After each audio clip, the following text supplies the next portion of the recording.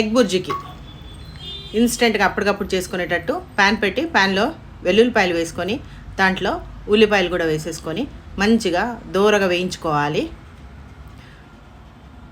చూసారు కదా, ఫ్రై అయింది.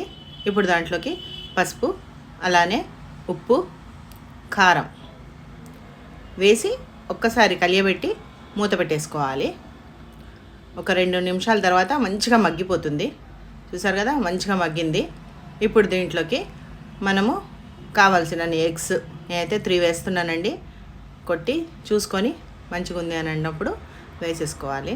3 వేసి దానిపై నుంచి ఇది మసాలా అండి, అలానే ధనియాల పొడి, కొంచెం ఆమ్చూరు వేసి బాగా ఫ్రై చేసి పైన కొత్తిమీర వేసుకొని తినేస్తే డైటింగ్ చేసేట వాళ్ళు ఇట్లనే తినేచ్చు. స్క్రంబల్ ఎగ్ కొంచెం హెవీగా ఉంటుంది, అట్లనే రోటీస్లోకి చాలా అంటే చాలా బాగుంటుంది. ట్రై చేస్తారు కదా మరి. Thanks for watching.